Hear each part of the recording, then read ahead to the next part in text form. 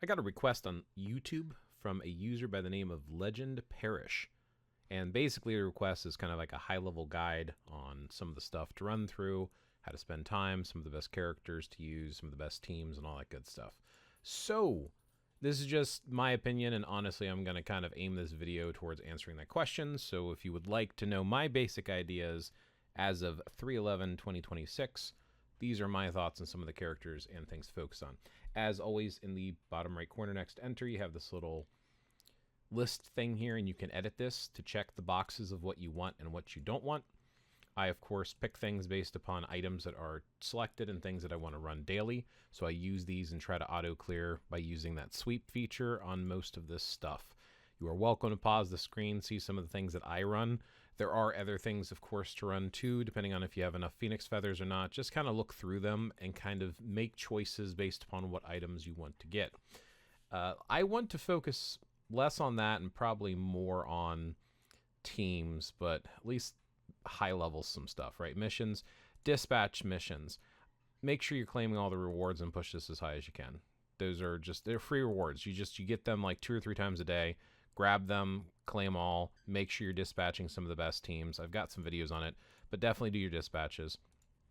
Dimension missions. I'm always running these by highest level possible, doing a sweep, and I'm trying to do the 40 because now we've got plenty of energy, and I try to get the main rewards that come up each day. At the top here, you always want to get your 4 million, and you want to get your 6,500 support tokens. In my opinion, get all of those. Once you get through all your contribution rewards, which is usually 40, I always try to do that every day as well. Story mode, get through it. I don't do much with it now, but definitely get through it if you haven't. Epic quest, it depends on what you want to purchase. I've purchased everything with crystals, have everything unlocked. You get plenty of bios. The biggest thing to look out for, in my opinion, is the bios. Some of them you actually have to manually go into, like Dark Dimension stuff here, if you want to get these bios. Now, the Dimension Shifter randomly drops in, but you can always get these 10. So if I do 10 quick clears, I can get 10 bios for Satana. So looking through your bios, it's always nice to have plenty of bios. So if you're lacking those, check those out. Epic quests, certain ones you want to buy, it's going to be costing, like I said, crystals, so you want to keep an eye out for some of the best characters. The multiverse saga stuff, if you have it unlocked, obviously clear this every day too, and make sure that you're getting your rewards every day as well. So as you're going through these, get them done, get your rewards, always clear those out. Again, just free materials, daily grind. Challenge stuff. World boss, always do your world bosses. Do the 5 clears. You can clear others, but always try to push your world boss as far as possible. If your account can handle it. Legendary world boss pluses, anything that has a plus afterwards, all these gold ones, those are worth getting. The ultimates, obviously, you want to try to clear, and there's some materials and some collector stuff that you can get, but for the most part, I stick with legendary world boss plus, world boss legendary plus. Legendary battle, try to clear all these, get all the rewards, especially if you get them unlocked with the extreme and normal mode. Once you get all the rewards, it's kind of no real point to play that anymore. Shadowlands, anymore, you always want to do at least the first 15 stages with the auto clear minimum. I would clear up to at least 25, and then I will throw everyone I have to get as many of the Shadowland tokens as possible. So it's worth pushing just for the Shadowlands tokens alone, so you can get some mirror materials. So Shadowlands is still worth doing, but I don't push. I just get it cleared. Use one character for up to 30, 35, I think it is. Once you hit 35, everything after that, you want to use max teams to get 10 tokens per character used. Make sure they don't die.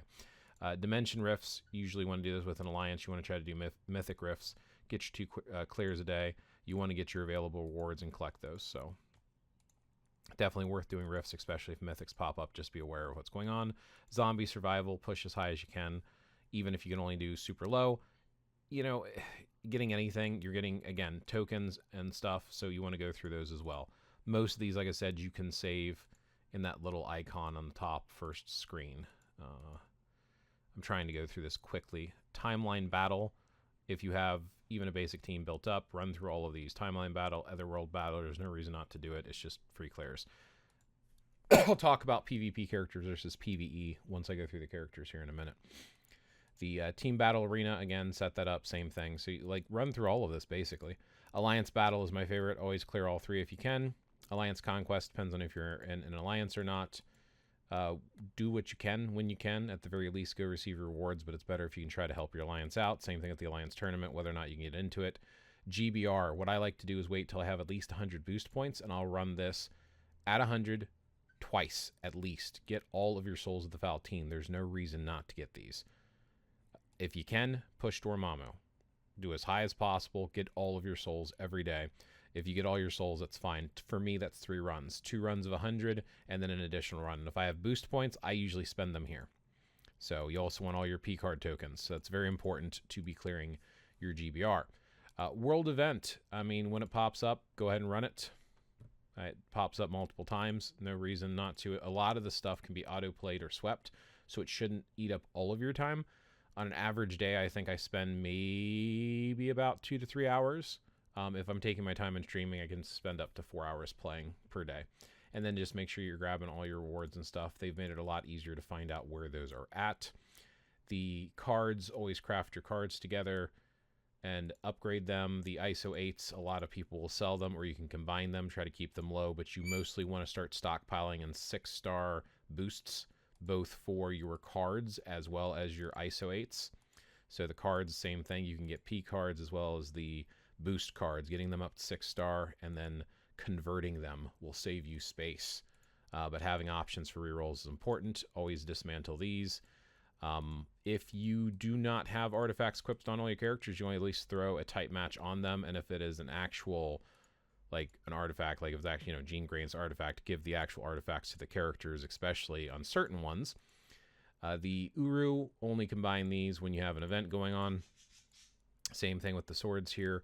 I usually do the event combined stuff, but you want to work on swords. You want to work on getting your Urus, your artifacts. You want to build all this stuff up. Pay attention to your custom gear. Same thing. I don't need to keep all of these, but usually I kind of save them up and get boosters. Always get those 6-star boosters. So that's the high-level overview of things to focus on. I hope that helps. Ask questions if you need additional assistance, but I don't want this to be a super long video, so let's go ahead and get into the characters. In my opinion, and I can never seem to remember all of the freemium versus paywall versus kind of, obviously there's free-to-play characters which you want to build as well. So sometimes I don't always remember how to get characters. So I'm just going to look at all 286 characters real quick at a high level. Most of them are kind of skips. For the most part, Doctor Strange is going to be extremely usable in World Boss and ABX. He's meta on one of the days. Magneto, ABX meta for the most part. He does decent in World Boss. He's a great lead. Shang-Chi is a skip, but I love him, so he's tier 4. Kang the Conqueror is a PvP character. Null, PvP character. Mephisto is ABX meta and really good at World Boss. Super tanky. Super hard to kill. Sentry is still one of the top PvP characters in my opinion. Gladiator is mostly an AB character, but can be used in World Boss. He's better at AB in my opinion. Adam Warlock is a PvP character. Odin at this point is a striker for some of the ABs. If you put him on the actual team up with characters, he will jump in to do some more damage. For the most part, he's fallen off. He has a decent leadership, and he does good in World Boss. Scarlet Witch is both AB and World Boss. Fantastic. Silver Surfer is niche for PvP scenarios. Thanos has kind of fallen off a little bit, but he's still PvP really good. Zeus is AB to a degree, although Loki does a little bit better. I guess depends on whose build's better. Zeus is very expensive for the most part. Most people are going to skip him. He does do great in World Boss as well. Madeline Pryor, only with her artifact and her uniform, of course. She's really good in PvP, some of the game modes, not all of them. Jean Grey has fallen off, but she's pretty much usable everywhere.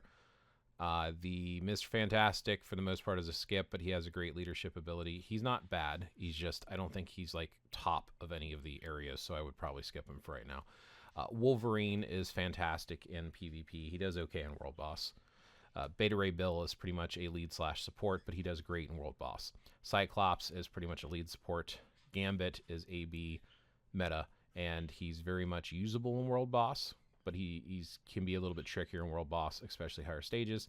Psylocke pretty much has fallen off at this point. Probably a skip for most people. Storm is top open day AB meta, in my opinion. I know some people use Mephisto. There are alternatives, but Storm right now is probably one of the best. Cyclops leads Storm and Dazzler is probably the best open day or the infinite open teams. So definitely build Storm with the newest uniform if you're able to. Weapon Hex, for the most part, is a skip. Mystique is a support. Rogue is a skip for now. Captain America is pretty much a skip for now. Crescent is AB meta. That's pretty much about it. Dr. Octopus has fallen off. He's kind of a skip. Hulk still does pretty decent, and he actually has some AB days still. Moon Knight has pretty much fallen off. The Thing is a support for Fantastic Four teams, but you don't really use them much anywhere. So maybe for a World Boss team, maybe. Venom is in right now. He is AB meta at least one day. There are some alternative options as well, but Venom is still pretty much worth building right now. Ancient One, for the most part, is just a leader. Captain America Sharon Rogers, World Boss. She eats them alive. Human Torch is, again, one of those niche characters where you can use him on some of the World Boss teams, but honestly, probably a skip. Invisible Woman is AB meta. Iron Man has his purposes, like being on a team to come in and strike for AB, but for the most part, I would probably skip him. He is strong. He's a strong free-to-play character, but as far as like top, he's not like top shining in a lot of the areas. Black Widow has some PvP value. Bullseye, AB meta. Daredevil is pretty much a skip right now, unless you want to do a budget PvP. Gamora has AB meta. Gwenpool just fell off of AB meta. Luna Snow still has AB meta. Kamala Khan, Miss Marvel, is actually AB meta for one day. Nick Fury is a great lead support for heroes. Shadow Shell is a world boss character. Spider-Man has some PvP value. Spider-Man Miles Morales is one of the top 2 strikers in the game, but he has some world boss value as well. Winter Soldier is AB meta. Actually, I think Miles might have one AB day as well. Wong's pretty much a support for Doctor Strange. Black Bolt's pretty much a lead for Kamala Khan. Now, you can use him as an alternative if you have his uniform for AB. Ghost Rider has some value with World Boss. He's a great striker. He's the best World Boss striker, especially with his older uniform. For the most part, that's pretty much the only places you're going to use them. Hades / Pluto actually has AB meta going on right now. Loki is AB meta unless you use Zeus instead. He is the other best striker besides for Miles for AB game modes. Nova, Richard Rider, is a great support. Phyla-Vell is an okay support. Thor is pretty much fallen off at this point. Ebony Maw is a support for PvP. Quicksilver is pretty much a skip. Most of these characters are skips here. Cable's still really good, especially if you tier 4 him, but there's better options. Deadpool has some PvP values if you tier 4 him, but there's better options. I don't know about Silver Samurai yet. He just came out. He looks pretty strong, so hold. Emma still has PvP value. Magic has some PvP value, not a lot. Polaris is a fantastic support for mutants, leadership mutant. Professor X does okay, but again, there's better. Black Panther's pretty much a skip. Carnage is old PvP meta. He's still strong in some modes, but it's kind of like to fill your roster. Groot, same thing. A lot of these are skips here. Taskmaster, fantastic support. Let's see. Who else is worth shouting out? See, this is what I mean. Like, I'm going to go through them, but a lot of these are pretty much skips. Gore has some PvP value, but there's better options. Proxima Midnight has great leadership support. Strife is a great PvP support character. I think Kitty Pryde's got a decent leadership for some game modes. Enchantress is a great support for AB. Abomination is needed for AB support. Phil Coulson, especially with this uniform, so he works for heroes and villains, is one of the top 3 best supports in the game. Whoops, I did not mean to click. I was trying to scroll. Sorry. Black Panther. This is specifically Shuri. Shuri is a fantastic support lead character. Green Goblin has some lead and support abilities still that are worth considering. There's still better options. Sin is one of the best villain support characters in the game.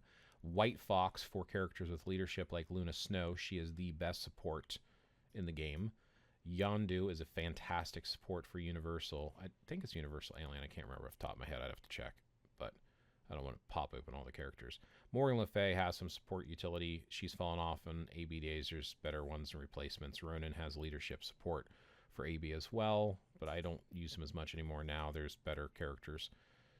Most of these, like I said, are just, for the most part, skips. Dazzler is the best mutant support in the game. Kid Omega, you could do some swap play options and some of the AB stuff if you really wanted to. Angel has got a lot of PvP value.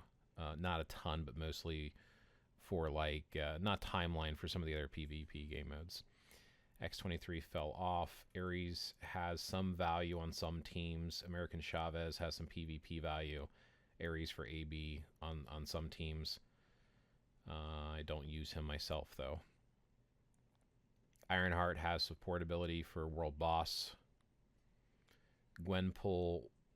Spider Gwen kind of fell off a little bit, but she still has great utility in World Boss. Fantastic, strong character. Maya Lopez, Echo, does have some leadership. Let's see. Colossus has PvP support abilities that are worthwhile. Medusa is a support for AB.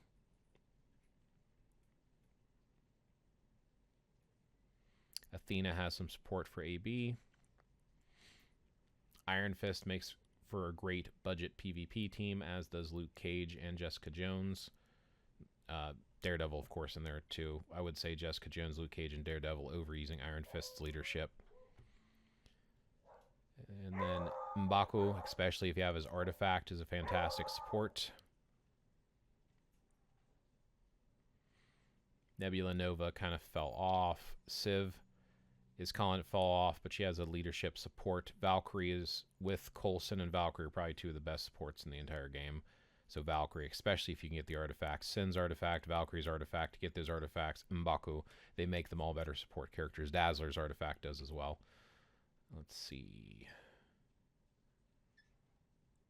Mysterio is a fantastic support for AB for the villains. I think I actually use Valerie Richards on my Invisible Woman team for AB. Wasp, support for PvP. Amadeus Cho, support for AB. Black Cat, support for AB. Support leadership for AB. Angela kind of doesn't get used for her support much anymore. Wave either, even though they are both support characters. Ghost Panther is still used as a support for AB. Ghost Rider Robbie Reyes used to work with Ghost Rider and Ghost Panther for AB, but that kind of fell off. And then Satana is a phenomenal support. Elemental characters, period, but especially fire elemental characters. She's AB meta support lead. And that's basically about it. Those are pretty much all, in my opinion, some of the best characters in the game. Now, some of the ones that I said at the top here that I have tiered for that I said skip, it's not that they're terrible characters, and they're still usable. Like Iron Man and Moon Knight, they're still very strong characters. Even Mr. Fantastic are strong characters. You can use them in places. There's other characters that are as strong as or stronger and better. And apparently my dogs want to participate in the background. So anyway, hopefully that helps. Thumb up, like, leave comments below, and I'll answer more questions as they come up.